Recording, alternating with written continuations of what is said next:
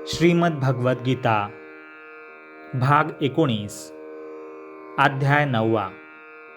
श्रीमद्भगवद्गीतेच्या 9व्या अध्यायाचं महात्म्य आपण मागील 18व्या भागात पाहिले. आता हा 9वा अध्याय काय आहे, यात श्रीकृष्णांनी काय उपदेश केला आहे, तो 9व्या अध्यायाच्या श्लोकांचा अर्थ हा या भागात आपण पाहूया. श्रीमद्भगवद्गीता अध्याय 9. श्री भगवान कृष्ण म्हणाले, दोषदृष्टीरहित अशा तुला भक्ताला हे अतिशय गोपनीय विज्ञानासहित ज्ञान पुन्हा नीटपणे सांगतो. ते जाणल्याने तू दुःखरूप संसारापासून मुक्त होशील. हे विज्ञानासहित ज्ञान सर्व विद्यांचा राजा, सर्व गुप्त गोष्टींचा राजा, अतिशय पवित्र, अतिशय उत्तम, प्रत्यक्ष फळ देणारे, धर्मयुक्त, साधन करण्यास फार सोपे आणि अविनाशी आहे. हे परमतपा अर्जुना, या वर सांगितलेल्या धर्मावर श्रद्धा नसलेले पुरुष मला प्राप्त न होता मृत्यूरूप संसार चक्रात फिरत राहतात. जसे पाण्याने बर्फ परिपूर्ण भरलेले असतात, तसे मी निराकार परमात्म्याने हे सर्व जग पूर्ण व्यापलेले आहे. तसेच सर्व भूते माझ्यामध्ये संकल्पाच्या आधारावर राहिलेली आहेत. भूत म्हणजे जीव, पण वास्तविक मी त्यांच्यामध्ये राहिलेलो नाही. ती सर्व भूते, ते सर्व जीव माझ्या ठिकाणी राहिलेली नाहीत, परंतु माझी ईश्वरी योगशक्ती पहा की भूतांना उत्पन्न करणारा आणि त्यांचे धारण पोषण करणारा असूनही माझा आत्मा वास्तविकपणे भूतांच्या ठिकाणी राहिलेला नाही. जसा आकाशापासून उत्पन्न होऊन सर्वत्र फिरणारा महान वायू नेहमी आकाशातच राहतो, त्याचप्रमाणे माझ्या संकल्पाने उत्पन्न झाल्यामुळे सर्व भूते माझ्यात राहतात असे समज.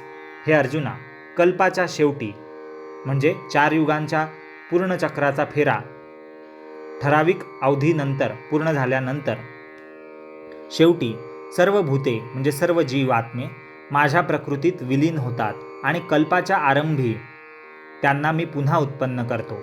आपल्या मायेचा अंगीकार करून प्रकृतीच्या ताब्यात असल्यामुळे पराधीन झालेल्या या सर्व भूतसमुदायाला मी वारंवार त्यांच्या कर्मानुसार उत्पन्न करतो.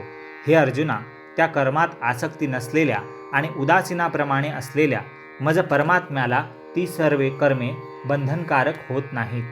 हे अर्जुना, माझ्या अधिष्ठानामुळे प्रकृती चराचरासह सर्व जग निर्माण करते. याच कारणाने हे संसार चक्र फिरत आहे. माझ्या परमभावनेला भावाला न जाणणारे मूर्ख लोक मनुष्य शरीर धारण करणाऱ्या मला, सर्व भूतांच्या महान ईश्वराला तुच्छ समजतात. अर्थात आपल्या योगमायेने जगाच्या उद्धारासाठी मनुष्य रूपात वावरणाऱ्या मला, परमेश्वराला सामान्य मनुष्यच समजतात. ज्यांची आशा व्यर्थ, कर्मे निरर्थक आणि ज्ञान फुकटच असे विक्षिप्त चित्त असलेले अज्ञानी लोक राक्षसी, आसुरी आणि मोहिनी प्रकृतीचाच आश्रय करून राहतात. परंतु हे कुंतीपुत्रा, दैवी प्रकृतीचा आश्रय घेतलेले महात्मे मला सर्व भूतांचे सनातन कारण आणि अविनाशी अक्षर स्वरूप जाणून अनन्य चित्ताने युक्त होऊन निरंतर भसतात. ते दृढनिश्चयी भक्त निरंतर माझ्या नामाचे आणि गुणांचे कीर्तन करत माझ्या प्राप्तीसाठी प्रयत्न करत असतात. तसेच वारंवार मला प्रणाम करत नेहमी माझ्या ध्यानात मग्न होऊन अनन्य प्रेमाने माझी उपासना करतात. दुसरे काही ज्ञानयोगी मज निर्गुण निराकार ब्रह्माची ज्ञानयज्ञाने अभेद भावाने पूजा करीतही माझी उपासना करतात आणि दुसरे काही अनेक रूपांनी असलेल्या मज विराट स्वरूप परमेश्वराची नाना प्रकारांनी उपासना करतात. श्रौत यज्ञ मी आहे, स्मार्त यज्ञ मी आहे, पितृयज्ञ मी आहे, वनस्पती, अन्न व औषध मी आहे, मंत्र मी आहे, तूप मी आहे, अग्नी मी आहे आणि हवनाची क्रियाही मीच आहे.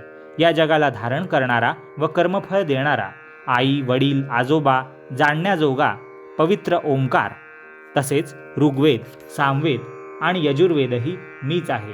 प्राप्त होण्याजोगे परमधाम भरणपोषण करणारा, सर्वांचा स्वामी, शुभ अशुभ पाहणारा, सर्वांचे निवासस्थान, शरण जाण्याजोगा, प्रत्युपकाराची इच्छा न करता हित करणारा, सर्वांच्या उत्पत्ती प्रलयाचे कारण, स्थितीला आधार, निधान असलेला, निधान म्हणजे प्रलयकाळी सर्व भूतांचा सूक्ष्म रूपाने ज्यामध्ये लय होतो तो असा निधान आणि अविनाशी कारणही मीच आहे. मीच सूर्याच्या रूपाने उष्णता देतो, पाणी आकर्षून घेतो आणि त्याचा वर्षाव करतो. हे अर्जुना, मीच अमृत आणि मृत्यूही आहे, आणि सत व असतही मीच आहे. तिन्ही वेदात सांगितलेली सकाम कर्मे करणारा, सोमरस पिणारे पापमुक्त लोक माझी यज्ञांनी पूजा करून स्वर्गप्राप्तीची इच्छा करतात. ते पुरुष आपल्या पुण्याईचे फळ असणाऱ्या स्वर्गलोकाला जाऊन स्वर्गात देवांचे भोग भोगतात. ते त्या विशाल स्वर्गलोकाचा उपभोग घेऊन पुण्याई संपल्यावर मृत्यूलोकात येतात. अशा रीतीने स्वर्गप्राप्तीचे साधन असणाऱ्या तिन्ही वेदात सांगितलेल्या सकाम कर्मांचे अनुष्ठान करून भोगांची इच्छा करणारे पुरुष वारंवार ये जा करत असतात. जन्ममृत्यू होत असतो. अर्थात पुण्याच्या जोरावर स्वर्गात जातात आणि पुण्य संपल्यावर मृत्यूलोकात म्हणजे या पृथ्वीवर येतात, जन्म घेतात. जे अनन्य प्रेमी भक्त मज परमेश्वराला निरंतर चिंतन करत निष्काम भावनेने भजतात, त्या नित्य माझे चिंतन करणाऱ्या माणसांचा योगक्षेम मी स्वतः वाहतो. मी स्वतः त्यांना प्राप्त करून देतो. योगक्षेम म्हणजे भगवत स्वरूपाची प्राप्ती म्हणजेच योग, आणि भगवत प्राप्तीनिमित्त केलेल्या साधनाचे रक्षण म्हणजे क्षेम. ते मी योगक्षेम त्यांना प्राप्त करून देतो.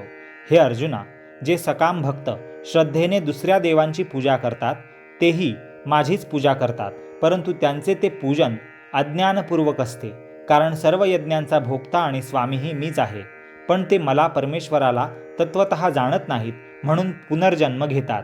देवांची पूजा करणारे देवांना मिळतात, पितरांची पूजा करणारे पितरांना जाऊन मिळतात, भूतांची पूजा करणारे भूतांना प्राप्त होतात, आणि माझी पूजा करणारे भक्त मला येऊन मिळतात. त्यामुळे माझ्या भक्तांना पुनर्जन्म नाही. जो कोणी भक्त मला प्रेमाने पान, फूल, फळ, पाणी इत्यादी अर्पण करतो, त्या शुद्ध बुद्धीच्या निष्काम प्रेमी भक्ताने प्रेमाने अर्पण केलेले ते पान, फूल इत्यादी मी सगुण रूपाने प्रगट होऊन मोठ्या प्रीतीने ग्रहण करतो, खातो. हे अर्जुना, तू जे कर्म करतोस, तू जे खातोस, तू जो हवन करतोस, तू जे दान देतोस आणि तू जे तप करतोस, ते सर्व मला अर्पण कर. अशा रीतीने ज्यामध्ये सर्व कर्मे मला भगवंताला अर्पण होतात, अशा संन्यास योगाने युक्त चित्त असलेला तू शुभ अशुभ फळरूप कर्मबंधनातून मुक्त होशील आणि मला येऊन मिळशील. मी सर्व प्राणीमात्रात समभावाने व्यापून राहिलो आहे. मला ना कोणी अप्रिय ना कोणी प्रिय, परंतु जे भक्त मला प्रेमाने भजतात ते माझ्यात राहतात आणि मीही त्यांच्यात प्रत्यक्ष प्रकट होत असतो. पहा, जसा अग्नी सूक्ष्म रूपाने सर्व जागी व्यापक असूनही साधनांनी प्रकट केला असता प्रत्यक्ष दिसतो, तसाच परमेश्वर सर्व ठिकाणी व्यापून असला तरी भक्तीने भजणाऱ्यांनाच अंतःकरणात तो प्रत्यक्ष प्रकट होतो. जर एखादा अत्यंत दुर्वर्तनी सुद्धा अनन्य भावाने माझा भक्त होऊन मला भजेल, तर तो सज्जनच समजावा, कारण तो यथार्थ निश्चयी असतो. अर्थात ईश्वर भजनासारखे दुसरे काहीही नाही असा पूर्ण निश्चय केलेला असतो. तो तत्काळ धर्मात्मा होतो आणि नेहमी टिकणाऱ्या परमशांतीला प्राप्त होतो. हे अर्जुना, तू हे पक्के सत्य लक्षात ठेव की माझा भक्त नाश पावत नाही. हे अर्जुना, स्त्रिया, वैश्य, शूद्र तसेच पापयोनी अर्थात चांडाळ आदी कोणीही असो, ते सुद्धा मला शरण आले असता परमगतीलाच प्राप्त होतात. मग पुण्यशील ब्राह्मण तसेच राजर्षी भक्त लोक मला शरण येऊन परमगतीला प्राप्त होतात. हे काय सांगावयास पाहिजे का? म्हणून तू सुखरहित आणि नाशवंत या मनुष्य शरीराला प्राप्त होऊन नेहमी माझेच भजन कर. माझ्यात मन ठेव, माझा भक्त हो, माझी पूजा कर, मला नमस्कार कर. अशा रीतीने आत्म्याला माझ्याशी जोडून मतपरायण होऊन तू मलाच प्राप्त होशील. इति शुभम. हा होता श्रीमद भगवद्गीतेचा 9वा अध्याय. 9वा अध्याय इथे समाप्त झाला. पुढे पाहूया गीतेच्या 10व्या अध्यायाच्या महात्म्याची कथा सांगणारा भाग, 20वा भाग. धन्यवाद. हरि ओम.